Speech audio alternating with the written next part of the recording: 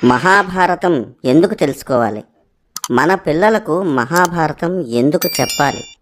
భావితరాలకు మహాభారతం ఎందుకు తెలియాలి? ఎందుకంటే మన పిల్లలు రేపటి పౌరులు కాబట్టి, వారు మంచి పౌరులుగా తయారు కావాలి కాబట్టి మహాభారతం తెలుసుకోవాలి. అందులోనూ వ్యాసుడు రచించిన భారతాన్ని ఖచ్చితంగా తెలుసుకోవాలి. భారతాన్ని ఆధారంగా చేసుకుని ఎన్నో సినిమాలు వచ్చాయి, ఎందరో పుస్తకాలు రాశారు. ఎవరికి నచ్చిన ధోరణిలో వారు తీశారు, రాశారు. వాటిలో చాలా వరకు భారతంలో లేని కథలే అల్లారు. నిజమైన భారతాన్ని తెలుసుకోవాలి.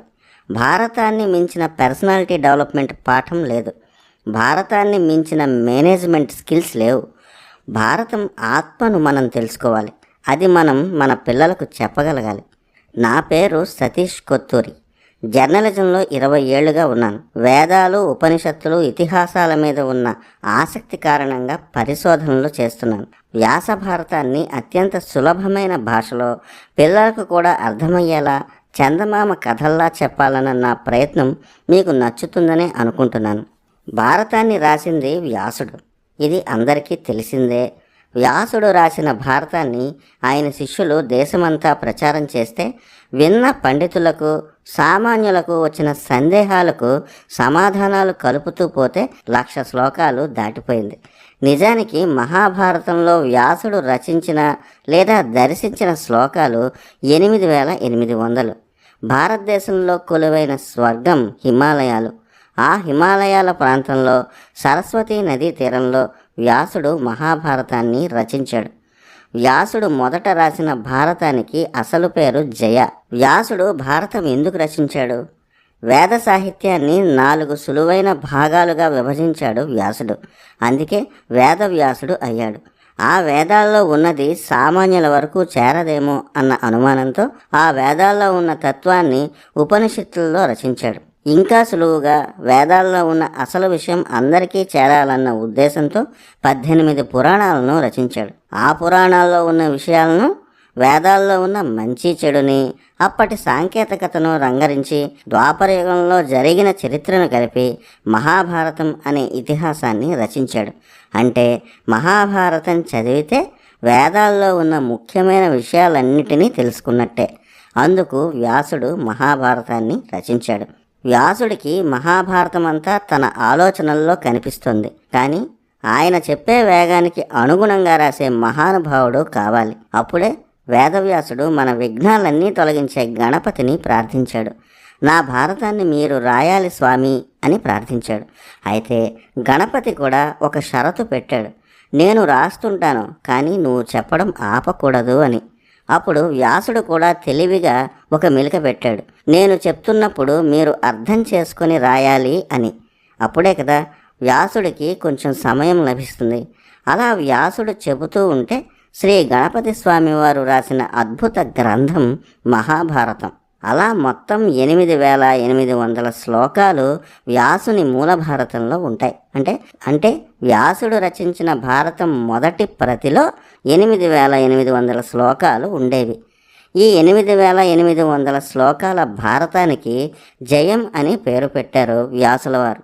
ఆ తర్వాత శిష్యులు ప్రచారం చేస్తున్నప్పుడు విన్నవారికి వచ్చిన సందేహాలను వ్యాసుని దృష్టికి తేవడం, ఆయన భారతాన్ని అప్డేట్ చేయడం జరిగాయి. అలా 1,00,000 శ్లోకాలకు జయం పెరిగింది. అది మహాభారతం అయింది.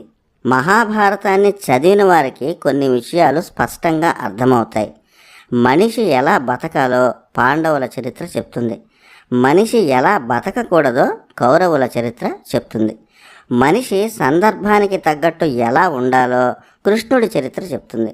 ఈ 3 అర్థం చేసుకున్నవాడు ఉత్తమ వ్యక్తిత్వం ఉన్న మనిషి అవుతాడు. అలాంటి వ్యక్తికి ఓటమి ఎందుకుంటుంది? భారతం అంతా 2 చెట్ల కథ అన్నారుట వ్యాసుడు. దుర్యోధనుడు ఒక చెట్టు, ధర్మరాజు మరో చెట్టు. దుర్యోధనుడు అనే చెట్టుకి వేరు ధృతరాష్ట్రుడు. ధృతరాష్ట్రుడికి కళ్ళే కావు, బుద్ధి కూడా లేదు.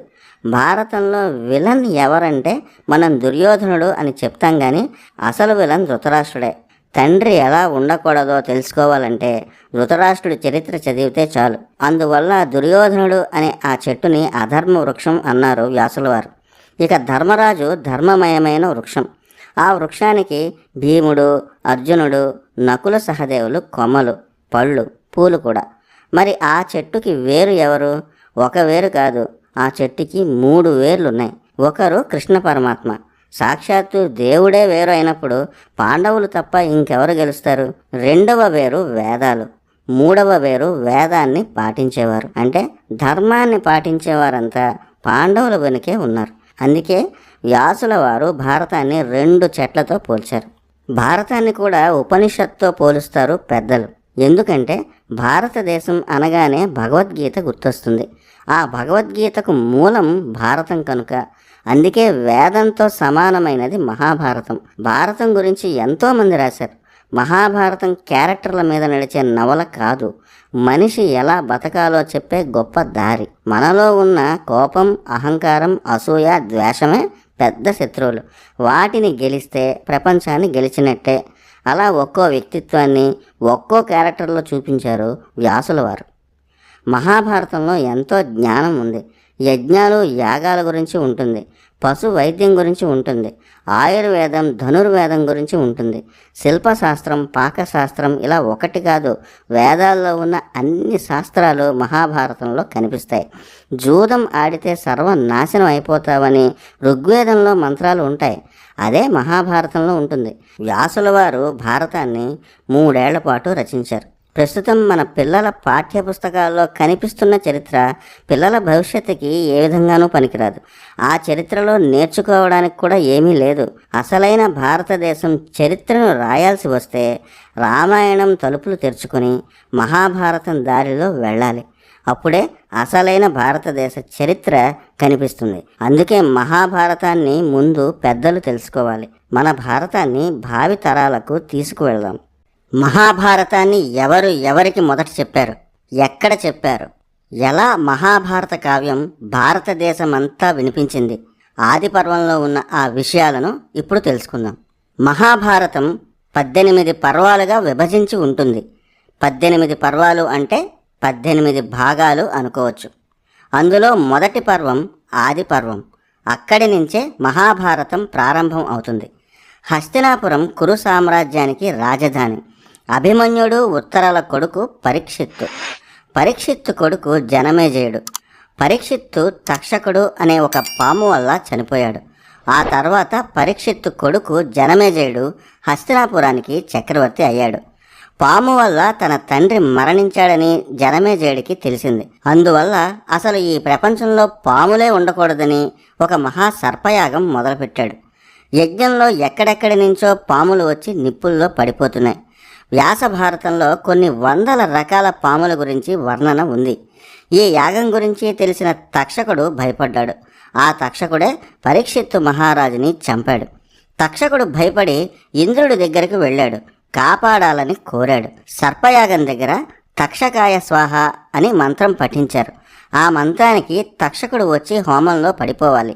కానీ ఇంద్రుడి వల్ల తక్షకుడు రాలేదు. అప్పుడు ఋషులు సహేంద్ర తక్షకాయ స్వాహ అని పఠించారు. అంటే ఇంద్రుడితో సహా వచ్చి తక్షకుడు హోమంలో పడిపోవాలని అర్థం.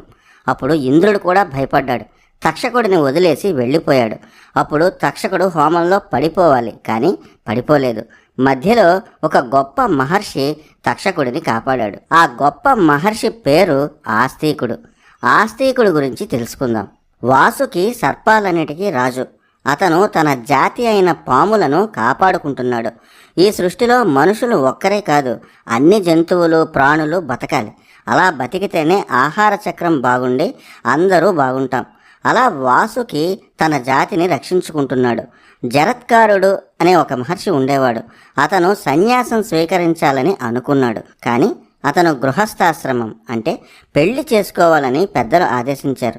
అన్ని వేదాలు చదివినా ఆయన పేదరికాన్ని అనుభవిస్తున్నాడు. అంతటి పేదవాడికి పిల్లను ఎవరిస్తారు? పైగా జరత్కారుడికి ఒక కోరిక ఉంది. అతని పేరు ఉన్న అమ్మాయినే చేసుకుందామని అనుకున్నాడు.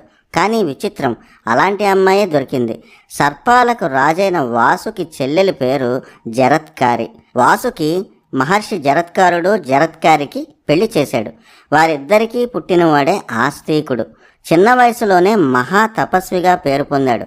ఆయన చిన్న పిల్లాడిగా ఉన్నప్పుడే జనమేజయుడు సర్పయాగం చేస్తున్నాడు. వాసుకి ఆస్తికుడిని పిలిచి తక్షకుడిని కాపాడాలని కోరాడు. ఆస్తికుడు జనమేజయుడు చేస్తున్న యాగం దగ్గరకు వెళ్ళాడు. గొప్ప తేజస్సుతో వెలిగిపోతున్న ఆ మహర్షిని జనమేజయుడు గౌరవంగా ఆహ్వానించాడు. మనకన్నా విజ్ఞానం ఎక్కువ ఉన్నవారు వయసులో చిన్నవారు అయినా గౌరవించాలి. అది సంస్కారం. ఆస్తికుడు చెప్పిన ఆధ్యాత్మిక విషయాలు విని జనమేజయుడికి ఆనందం కలిగింది. ఏం కావాలో కోరుకో అని ఆస్తికుడిని అడిగాడు. అప్పుడు వెంటనే ఆస్తికుడు, ఈ యాగాన్ని ఆపు. మీ నాన్నగారిని తక్షకుడు కావాలని చంపలేదు. అది విధిరాత. దాన్ని ఎవరూ తప్పించలేరు. అందుకు మొత్తం సర్పాలనే నాశనం చేయడం తప్పు అని ఆస్తికుడు హితబోధ చేశాడు. జనమేజయుడు ఇచ్చిన మాట ప్రకారం యాగాన్ని ఆపేశాడు. తక్షకుడి ప్రాణాలను ఆస్తికుడు అలా కాపాడాడు. ఈ సమయంలోనే కొన్ని మంత్రాలను వ్యాసుల వారు వివరించారు. ఆస్తిక మహర్షిని తలుచుకొని ఆ మంత్రాలు పఠిస్తే ఎంతటి సర్పమైనా కాటు వేయకుండా ఆగిపోతుంది. అలాంటి సర్పయాగానికి వ్యాసుల వారు కూడా వచ్చారు. జనమేజయుడు వ్యాసుడిని సాదరంగా ఆహ్వానించాడు. అప్పుడే జనమేజయుడు వ్యాసుల వారిని ఒక కోరిక కోరాడు. ఓ మహానుభావ, మా పూర్వీకుల చరిత్ర తెలుసుకోవాలని ఉంది. కురుపాండవులను ప్రత్యక్షంగా దర్శించిన వారు మీరు చెబితే ఆ చరిత్ర తెలుసుకోవాలని ఉంది అని జనమేజయుడు వ్యాసుల వారిని అడిగాడు. అప్పుడు వ్యాసుడు, నువ్వే కాదు, ఆ ఇతిహాసాన్ని ఎవరు విన్నా ధన్యులవుతారు. అయితే భారతాన్ని నేను నా 4 ప్రియ శిష్యులకు బోధించాను. ఆ 4 శిష్యులు పైల, జైమిని, సుమంత, వైశంపాయనుడు. వారిలో ఒకరైన వైశంపాయనుడు ఇక్కడ నాతో ఉన్నాడు. ఆయన భారత గాథను మీకు వినిపిస్తాడు. అలా జనమేజయుడికి వైశంపాయనుడు వినిపించినదే తరతరాలుగా మనం వింటున్న, తరిస్తున్న మహాభారతం. అలా మొదలైంది మహాభారత ఇతిహాసం. భారతానికి వ్యాసుడు జయం అనే పేరు ఎందుకు పెట్టాడు? జయం అనే పేరుకి మహాభారతానికి సంబంధం ఏమిటి? వైశంపాయనుడు భారతం కథను ఎక్కడి నుంచి మొదలుపెట్టాడు? భారతం కథకు ప్రారంభం ఏమిటి? ఇప్పుడు ఈ విషయాలు ఈ ఎపిసోడ్లో తెలుసుకుందాం. భారతానికి వ్యాసుడు పెట్టిన మొదటి పేరు జయ. జయ సంహితగా మహాభారతానికి పేరుంది. జయ లేక జయం అనే పేరుని వ్యాసుడు ఎందుకు పెట్టాడు? ప్రాచీన కాలం నుంచి గణిత శాస్త్రంలో మన దేశాన్ని మించిన దేశం మరొకటి లేదు. సంస్కృత భాష మొట్టమొదటి డిజిటల్ లాంగ్వేజ్. అందుకు ఉదాహరణ కటపయాది పద్ధతి. ఈ పద్ధతిలోనే శాస్త్రీయ సంగీతంలో 72 మేళకర్తల అమరిక ఉంటుంది. ఇప్పుడు మీరు చూస్తున్న పట్టిక కటపయాది పట్టిక. ఈ పద్ధతిలో సంస్కృతంలో ఉండే అచ్చులకు విలువ 0గా ఉంటుంది. కా వరుస నుంచి చా వరుస వరకు ఉన్న అక్షరాలకు 1 నుంచి 9 అంకెలు, చివరి అక్షరానికి 0గా విలువ ఉంటుంది. ఒక్కో వరుసలో మొదటి అక్షరాన్ని తీసుకొని క, ట, ప, య పద్ధతిని మన ఋషులు ఆవిష్కరించారు. వేద పఠనాన్ని సులువుగా అర్థం చేసుకోవడానికి ఈ పద్ధతి ఉపయోగపడుతుంది. ఈ పట్టిక ప్రకారం భారతానికి వ్యాసుల వారు జయం అనే పేరు పెట్టారు. జ అనే అక్షరానికి కటపయాది పద్ధతి ప్రకారం వచ్చే అంకె 8. యా అనే అక్షరానికి వచ్చే అంకె 1, అంటే 81 అయింది. అంకానాం వామతో గతి అనేది వేదగణిత సిద్ధాంతం. ఆ లెక్కన జయం అనే అక్షరానికి కటపయాది పద్ధతి ద్వారా వచ్చిన సంఖ్య 18. భారతాన్ని వ్యాసుల వారు 18 పర్వాలుగా రచించారు కాబట్టి 18 అంకెను సూచించే విధంగా జయం అనే పేరు పెట్టారు. అలా వచ్చింది జయం అనే పేరు. జయం అనే పేరుకి ఆధ్యాత్మిక కోణంలోనూ అర్థాన్ని చెప్పారు వ్యాసుల వారు. మనలో ఉన్న శత్రువులు కామం, కోపం, గర్వం, అహంకారం ఇలాంటి అవలక్షణాలని గెలవడమే జయం. వీటిని జయించినప్పుడు ధర్మం, అర్థం, కామం, మోక్షం లభిస్తాయని ఆ పేరు పెట్టారు. మహాభారతాన్ని చదివితే మనలో ఉన్న లోపాలను ఎలా జయించాలో తెలుస్తుంది. అందుకే జయం అనే పేరు పెట్టారు వ్యాసుల వారు. ఇప్పుడు ముందరి భాగంలో ఆది పర్వాన్ని ఆపిన దగ్గర నుంచి భారత కథను మొదలు పెడదాం. వైశంపాయనుడు జనమేజయుడికి మహాభారత కథను సర్పయాగం చేసిన యజ్ఞశాలలో చెప్పడం మొదలుపెట్టాడు. జనమేజయుడు కురువంశానికి చెందిన పాండవుల వారసుడు. ఆ చక్రవర్తి మూల పురుషుల్లో ఒకరు సంతనుడు.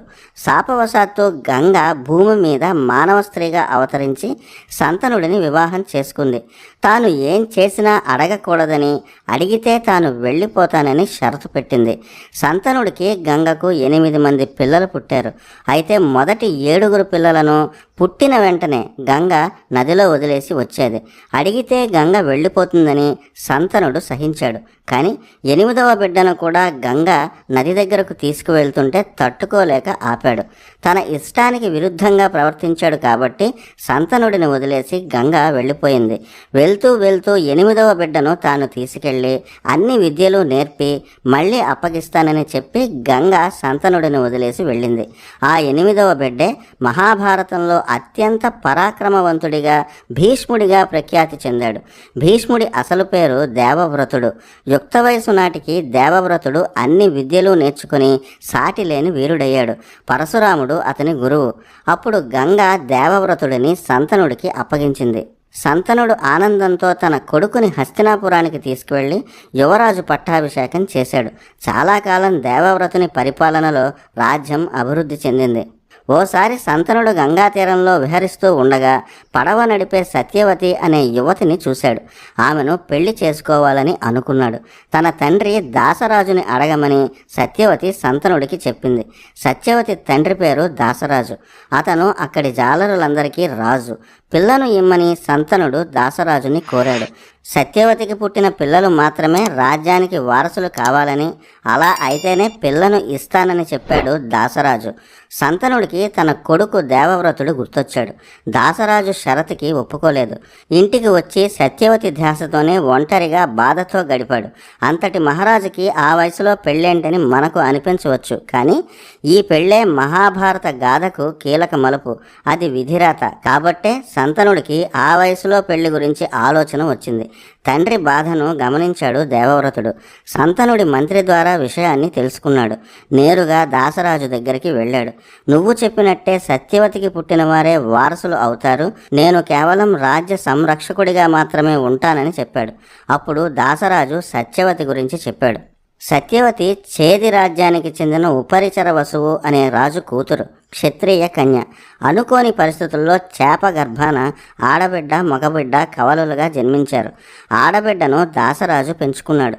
మగబిడ్డను రాజు తీసుకెళ్లాడు. ఆ మగబిడ్డ చేపకు పుట్టాడు కాబట్టి మత్స్యుడు అయ్యాడు. మత్స్యం అంటే చేప. అతనే మత్స్యరాజ్యాన్ని స్థాపించాడు. ఇప్పటి రాజస్థాన్ ఆనాటి మత్స్యరాజ్యం అంటారు. చేప నుంచి పుట్టిన ఆ బాలికకు మత్స్యగంధి అనే పేరు వచ్చింది. ఆమెకు సత్యవతి అనే పేరు పెట్టాడు దాసరాజు. సత్యవతి దాసరాజు పెంపుడు కూతురు. పుట్టుకతో క్షత్రియురాలు కాబట్టే దాసరాజు సంతనుడికి ఆ షరతు పెట్టాడు. అదే విషయాన్ని దాసరాజు దేవవ్రతుడికి చెప్పాడు. ఆమె యోగ్యతకు తగ్గ స్థానం లభించాలనే ఆ షరతు పెట్టానని చెప్పాడు. అప్పుడు దేవవ్రతుడు ఏమాత్రం ఆలోచించలేదు. సత్యవతికి కలిగిన సంతానమే వారసులు అవుతారని చెప్పాడు. కానీ దాసరాజుకి మరో అనుమానం వచ్చింది. నీకు కొడుకులు పుడితే వారు రాజ్యం కావాలంటారు కదా అని దేవవ్రతుడిని ప్రశ్నించాడు. అప్పుడు అందరి పెద్దల ముందు గొప్ప ప్రతిజ్ఞ చేశాడు దేవవ్రతుడు. దేవతల ముందు, సభలో ఉన్న పెద్దల ముందు నేను ప్రతిజ్ఞ చేస్తున్నాను. ఈ రోజు నుంచి నేను బ్రహ్మచర్య దీక్షను స్వీకరిస్తున్నాను అని భీషణ ప్రతిజ్ఞ చేశాడు దేవవ్రతుడు. భీషణ ప్రతిజ్ఞ చేశాడు కాబట్టే దేవవ్రతుడికి భీష్ముడు అనే పేరు వచ్చింది. అసలు పేరు కన్నా ఆ పేరుతోనే ఆయన ప్రఖ్యాతి చెందారు.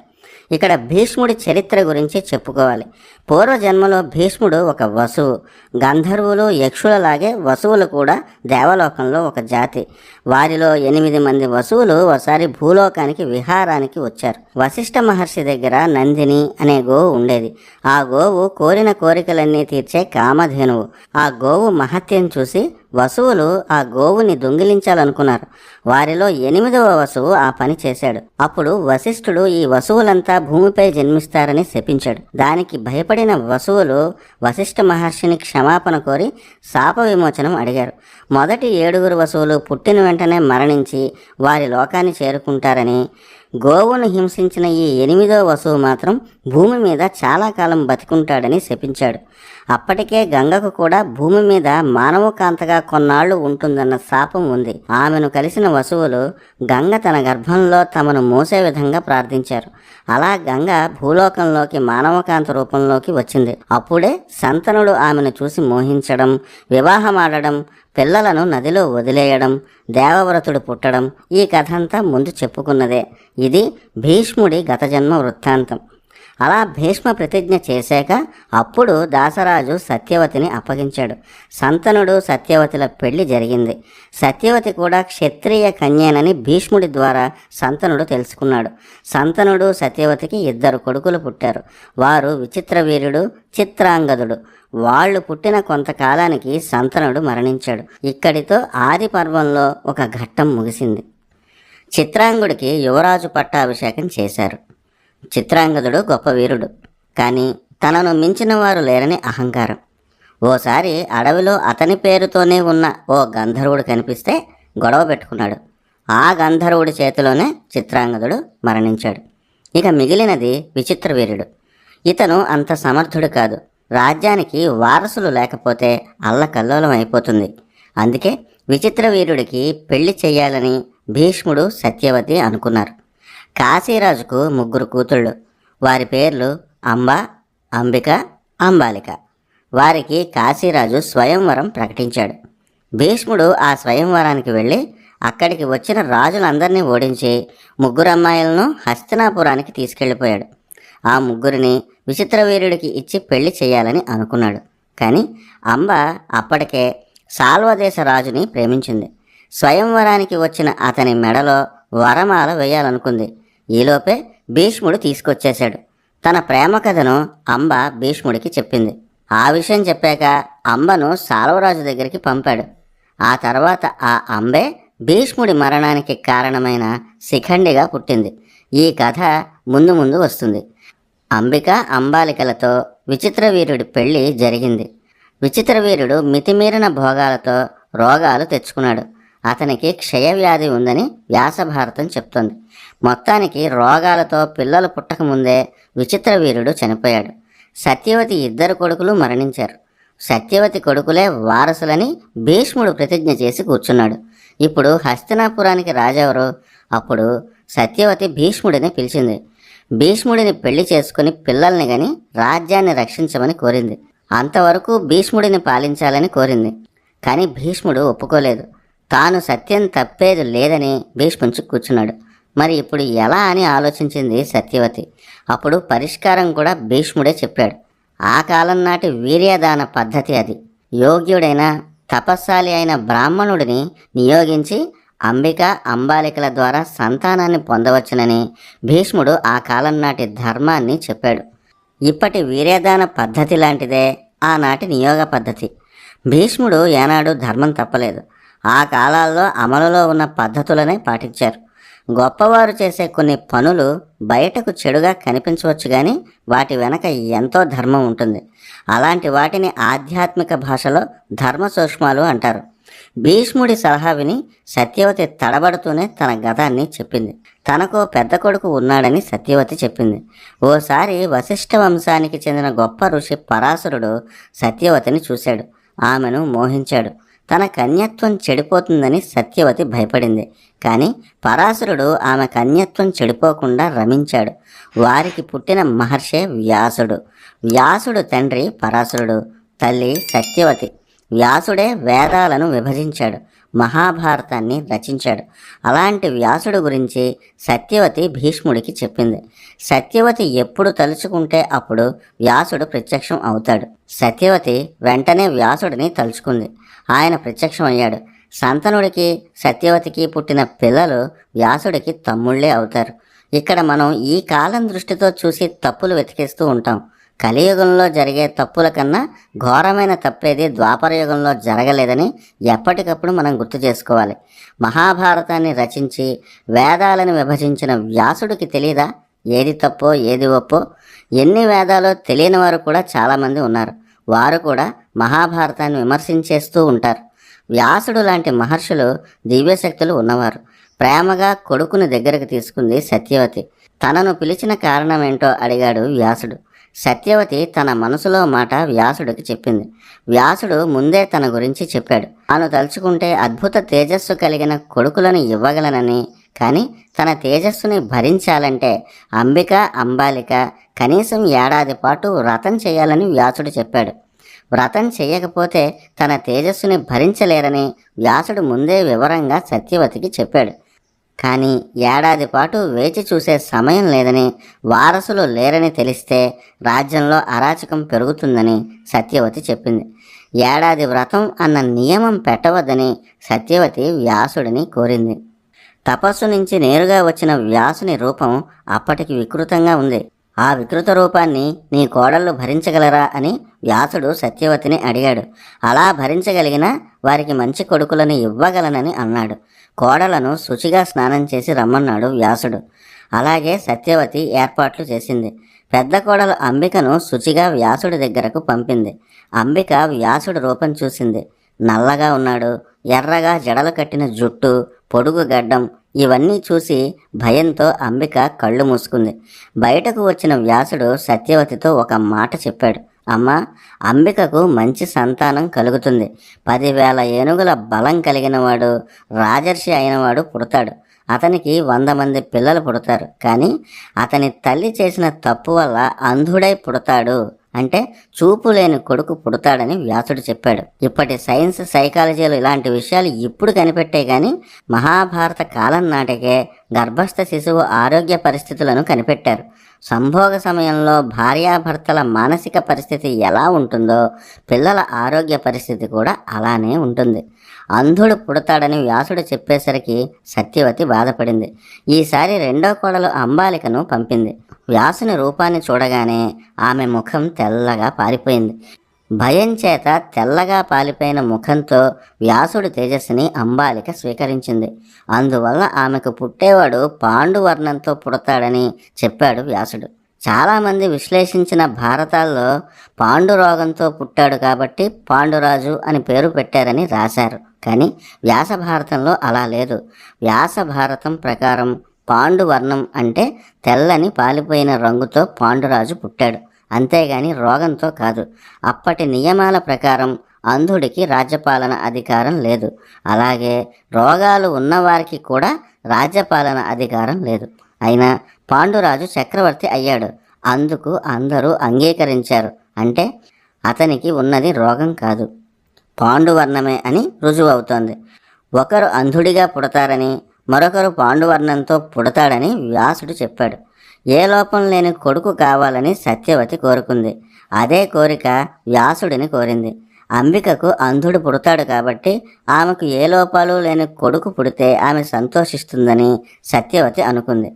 అదే విషయాన్ని సత్యవతి కోడలికి చెప్పింది. కానీ అంబిక అప్పటికే వ్యాసుడిని చూసి భయపడిపోయింది. అందుకే ఈసారి తనలాగే అలంకరించిన ఓ దాసిని వ్యాసుడి దగ్గరకు పంపింది. వ్యాసుడు లాంటి జ్ఞానికి ఆ విషయం తెలియకుండా ఉంటుందా? తెలుసు. వ్యాసుడి తేజస్సుతో ఆనాడు యమధర్మరాజు అంశ పుట్టాల్సి ఉంది.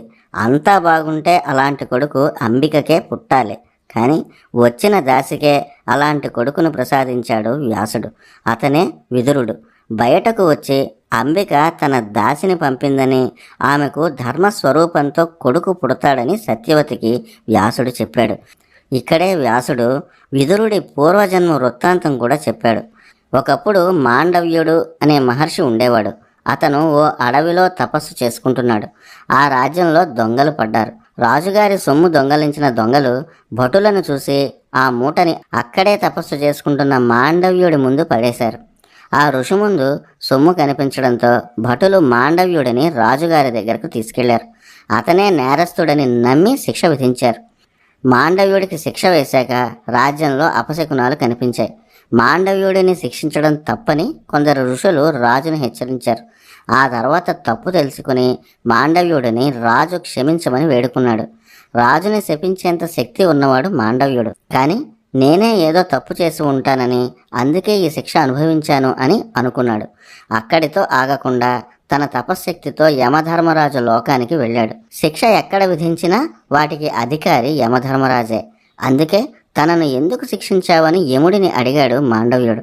అప్పుడు యముడు ఇలా చెప్పాడు: చిన్నప్పుడు నువ్వు పక్షులను, తూనీగలను వేధించి ఆనందించావు, అందుకే ఈ శిక్ష పడింది అన్నాడు. 14 ఏళ్లలోపు వయసు పిల్లల్లో అంత మానసిక చైతన్యం ఉండదు. వారు చేసే పనులకు శిక్ష ఉండకూడదు. అయినా నువ్వు నన్ను శిక్షించావు కనుక ఈ దోషానికి నువ్వు భూమి మీద ఒక దాసికి జన్మిస్తావు అని మాండవ్యుడు యముడికి శిక్ష విధించాడు. అలా మహాభారత కాలానికి ముందు నుంచే భరతఖండంలో మైనర్లను శిక్షించకూడదన్న నియమం ఉంది. ఇప్పటికీ 18 ఏళ్లలోపు వారు ఏదైనా తప్పు చేస్తే జువైనల్ హోమ్కి పంపిస్తారు. ఆ నియమం కొత్తగా వచ్చిందేమీ కాదు, మన దేశంలో పురాణ కాలం నుంచి ఉన్నదే. అలా మాండవ్యుడి శాపం వల్ల యమధర్మరాజు వ్యాసుడికి, దాసికి విదురుడిగా పుట్టాడు. అందువల్ల సాక్షాత్ యమధర్మరాజే విదురుడిగా పుట్టాడు. వ్యాసుడు నియోగధర్మ సన్నివేశాలను కొందరు రచయితలు పూర్తిగా తప్పుదారి పట్టించారు. ఈ సన్నివేశాల్లో ఒక్క అక్షరంలో కూడా అశ్లీలం కనిపించదు. ఈ కాలం పైత్యాలను ఆ కాలపు భారతానికి అంటించారు కొందరు ఘనులు. ఈ నియోగ పద్ధతిని సత్యవతి ఎందుకు అంగీకరించిందో తెలుసుకోవాలంటే ఆ పద్ధతి గురించి తెలుసుకోవాలి. నియోగ పద్ధతి ద్వారా సంతానోత్పత్తి జరగడాన్ని దేవరోత్పత్తి అంటారు. ఒక పెద్ద రాజ్యానికి వారసులు లేకపోతే ఆ రాజ్యంలో అరాచకాలు పెరుగుతాయి, ప్రజలకు ఇబ్బందులు కలుగుతాయి. అలాంటి పరిస్థితుల్లో ఆ రాజ్యానికి వారసులు కావాలి. అంతే తప్ప ఇక్కడేదో కామం, భోగం అనే దృష్టితో వ్యాసుడు చూడలేదు, సత్యవతి చూడలేదు. ఇప్పటి స్పెర్మ్ డొనేషన్ ఎలాగో అప్పటి నియోగ పద్ధతి అలాంటిదే. అక్కడ సంతాన సాఫల్యం అనే కాన్సెప్ట్తోనే చూడాలి తప్ప కామభోగాలు అనే డిస్కషనే లేదు. అప్పటి కాలమాన పరిస్థితులు, అప్పటి నియమాల ప్రకారం నియోగ పద్ధతి అందరికీ ఆమోదయోగ్యమైనది. పిల్లలు కలగకుండా భర్త చనిపోతే ఆ స్త్రీ నియుక్తం లేదా నియోగ ధర్మాన్ని పాటించి దేవరుని ద్వారా లేదా భర్త రక్తం పంచుకు పుట్టిన వానితో పిల్లలను పొందవచ్చు. ఇది కేవలం సంతానార్థమే తప్ప భోగార్థం ఉండకూడదని అప్పటి నియమాలు స్పష్టంగా చెప్పాయి. అలా కలిగిన పిల్లలు ఆ ఇంటి వారసులే అవుతారు తప్ప వీర్యదానం చేసిన వారి వారసులు కారు. ఇది ద్వాపరయుగంలో ఉన్న నియమం. ద్వాపరయుగం దాటి కలియుగంలోకి వచ్చాం. ఇప్పటి పద్ధతులతో అప్పటి పద్ధతులకు లింకు పెడితే ఎలా? పైగా ఇప్పుడు కూడా సంతానం లేని ఎందరికో స్పెర్మ్ డొనేషన్ అని, సరోగసి అని, టెస్ట్ ట్యూబ్ అని ఎన్నో పద్ధతులు వచ్చాయి. ద్వాపర యుగంలో ఉన్న సంతాన సాఫల్య పద్ధతులకు ఇవి అడ్వాన్స్ వెర్షన్స్ అంతే కదా. ఆ యుగంలో తల్లి మాటకు కట్టుబడి వ్యాసుడు కురువంశానికి వారసులను ప్రసాదించాడు. ఆయన ఒక మహర్షి. సాధారణ మనుషుల్లో కనిపించే కామ క్రోధాల లాంటి రోగాలకు అతీతుడైన మహర్షి. ఆయన వల్ల అంబికకు, అంబాలికకు, ఆ దాసికి కలిగిన పిల్లలు విచిత్ర వీరుడి పిల్లలే అవుతారు. కలియుగంలోకి వచ్చే సమయానికి దేవరోత్పత్తి అనే పద్ధతి ఎక్కడా లేదు. కాలంతో పాటు పద్ధతులు, సాంకేతికత కూడా మారుతూ ఉంటుంది. ద్వాపరయుగంలో ఎవరి ధర్మం వారు పాటించేవారు కాబట్టి ఎవరి మీద వారికి నియంత్రణ ఉండేది. కలియుగంలో మనిషికి తన మీద తనకే నియంత్రణ లేదు. భారతంలోనే వ్యాసుడు ఈ విషయాన్ని చెప్పాడు. ద్వాపరయుగం చివరి వరకు మానవులకు, దేవతలకు సంబంధాలు ఉండేవి. నారద మహర్షి అన్ని లోకాలు తిరిగేవాడు. గంధర్వులు, యక్షులు భూమికి వచ్చిపోతూ ఉండేవారు. మనుషులు తప్ప మరో లోకంలో జాతులే లేవన్న మూర్ఖత్వంలో మనం బతికేస్తూ ఉంటాం కాబట్టి ఇవన్నీ చాలామందికి నవ్వులాటగా ఉండొచ్చు. ఈ కాలంలో మనకు తెలిసిందే సైన్స్ అనే భ్రమలో ఉంటాం కదా. ద్వాపరయుగం చివరిలో కృష్ణ పరమాత్మ అవతారం ముగిశాక కలియుగం ప్రారంభమైంది. అక్కడి నుంచి దివ్యశక్తులతో మానవులకు సంబంధాలు తెగిపోయాయి. కలియుగంలో మనుషులు రోజు పూజ చేయడమే గగనం. ఇక తపస్సు అనే మాట మాట్లాడే అర్హత ఎక్కడిది? దివ్యశక్తులను సాధించేంత శక్తి ఇప్పటి మనిషికి లేదు. అందుకే దేవరోత్పత్తి లాంటి పద్ధతులను కలియుగంలో నిషేధించారు. అలాంటి పద్ధతులు కలియుగంలో ఉంటే ఇప్పటి మనుషులకు నియంత్రణలు తక్కువ కాబట్టి భయంకరమైన పరిణామాలు ఉంటాయని అప్పటి ఋషులు, పెద్దలు ఆలోచించారు. అందుకే నియోగ పద్ధతిని కలియుగంలో నిషేధించారు. వీటితో పాటు ధర్మశాస్త్రం కలియుగంలో చాలా పద్ధతులను నిషేధించింది. అవి అశ్వమేధయాగం, సన్యాసం, దేవరోత్పత్తి, ఇలా ఎన్నో. రాజ్యాలు లేవు కనుక అశ్వమేధయాగం ఎలాగూ లేదు. కొన్ని ప్రత్యేక పరిస్థితుల్లో అర్హత ఉన్నవారు మాత్రమే కలియుగంలో సన్యాసం స్వీకరించాలని ధర్మశాస్త్రం చెప్తోంది. ఎందుకంటే ఆ కాలంలో మహర్షులు పాటించిన నియమాలు ఈ రోజుల్లో ఎవరైనా పాటించగలరా? పాటించగలిగే శక్తి ఉన్నవారే సన్యాసం స్వీకరించాలని ధర్మశాస్త్రం చెప్పింది. అందుకే ఈ రోజుల్లో నేను సన్యాసిని అని చెప్పుకునే ప్రతివాడు సన్యాసి కాదు, కాలేడు కూడా. మొత్తానికి ఇంత కథ జరిగాక వ్యాసుడి ద్వారా విచిత్ర వీర్యుడికి 3 సంతానం కలిగారు. ఈ 3ని పెంచినవాడు భీష్ముడే.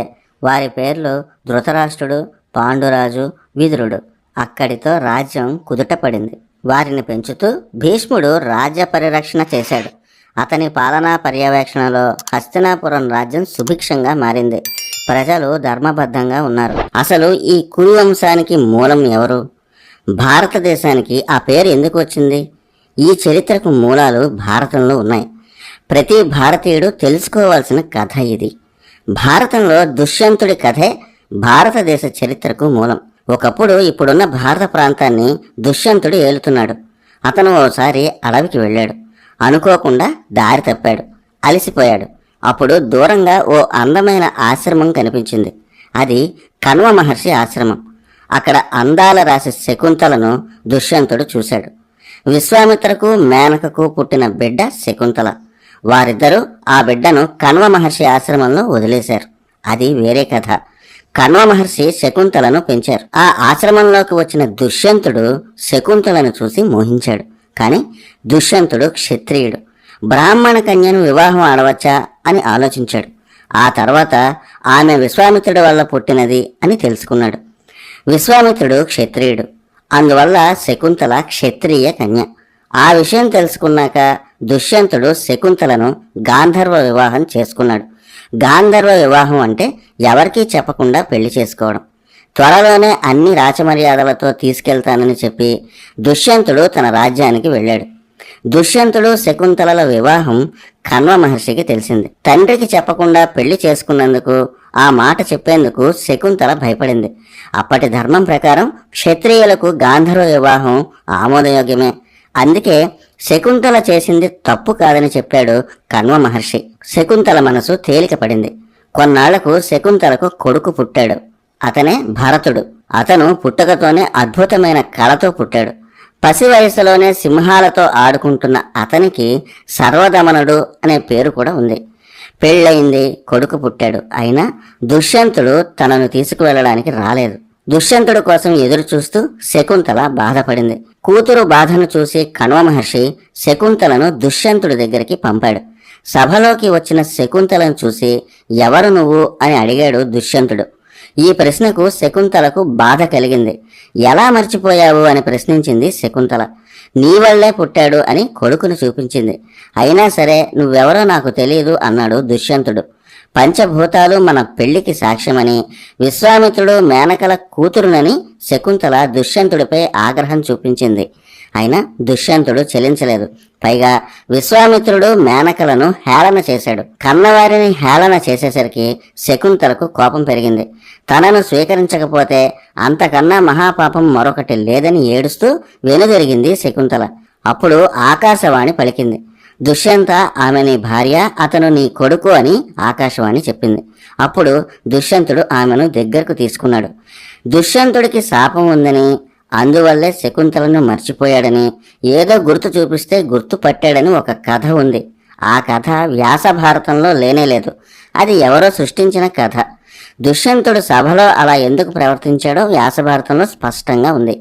అంతమంది సామంతరాజులు, మంత్రులు ఉన్న సభలో ఒక స్త్రీ వచ్చి నేను నీ భార్యని, ఇతను నీ కొడుకు అంటే ఆ రాజుని కామాంధుడని ప్రజలు అనుకునే ప్రమాదం ఉంది.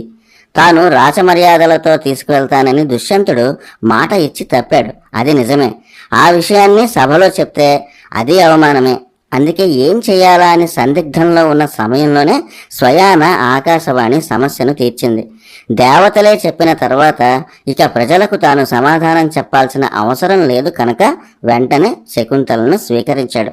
తాను అలా ప్రవర్తించడానికి కారణాన్ని వివరించి సభలోనే శకుంతలకు క్షమాపణ చెప్పాడు దుష్యంతుడు. ఇది దుష్యంతుడు శకుంతలల అసలు కథ. వీరిద్దరి కొడుకు భరతుడు. అతని పేరు మీదే భరత వంశం ఏర్పడింది. ఆ వంశం వల్లే భరతఖండం అనే పేరు వచ్చింది. వేదంలో అగ్నిని కొన్ని చోట్ల భరత అని సంబోధించారు. ఎప్పుడూ యజ్ఞాలతో కళకళలాడే ప్రాంతం కాబట్టి భరతఖండం అనే పేరు వచ్చిందని కూడా అంటారు. ఇక వ్యాస భారతంలో చెప్పుకున్న కురువంశం చరిత్రను చూద్దాం. దుష్యంతుడు శకుంతలకు పుట్టినవాడు భరతుడు. భరతుడి కొడుకు సుహోత్రుడు. సుహోత్రుడి కొడుకు హస్తి. ఈ హస్తి నిర్మించిన నగరమే హస్తినాపురం, ఇప్పటి ఢిల్లీ ప్రాంతం. అప్పటి నుంచి ఇప్పటి వరకు మన రాజధాని ఢిల్లీనే, అంటే హస్తినాపురమే. ఈ హస్తి కొడుకు వికుందుడు.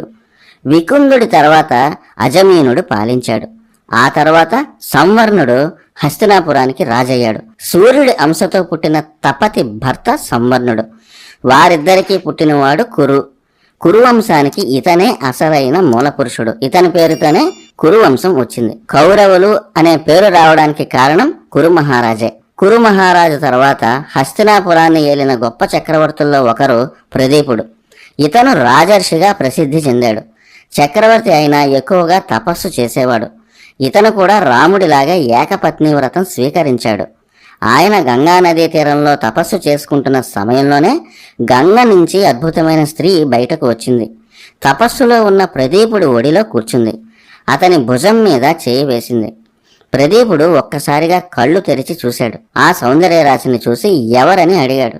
నీ మీద ప్రేమతో వచ్చిన గంగాదేవిని అని చెప్పిందామె. అప్పుడు ప్రదీపుడు ఆమెతో చెప్పాడు, నువ్వు నా కుడి తొడ మీద కూర్చున్నావు. అలా కుడి తొడ మీద కూర్చున్న స్త్రీ కూతురుతో సమానం. కూతురు లాంటి స్త్రీతో సంగమం అధర్మం. నువ్వు నా కొడుకుకి భార్యవు అవుతావు. కొడుకు భార్య కోడలు కాబట్టి కోడలు కూతురుతో సమానం. అది ధర్మబద్ధం అన్నాడు ప్రదీపుడు. అది నీతో చెప్పించడానికే వచ్చానని గంగ చెప్పింది. మరో విషయం కూడా ప్రదీపుడితో చెప్పింది. నేను ఏం చేసినా నీ కొడుకు ప్రశ్నించకూడదు అని షరతు పెట్టింది. సరే అన్నాడు ప్రదీపుడు. ఆ తర్వాత ప్రదీపుడికి పుట్టిన గొప్ప చక్రవర్తి సంతనుడు. సంతనుడు మహర్షి లాంటివాడు. సంతనుడు గంగ కథను ముందరి ఎపిసోడ్లో చెప్పుకున్నాం. గంగా సంతనుడు పూర్వజన్మలో బ్రహ్మ సమక్షంలో చేసిన తప్పు అవరు నెక్స్ట్ వీడియోలో తెలుసుకుందాం.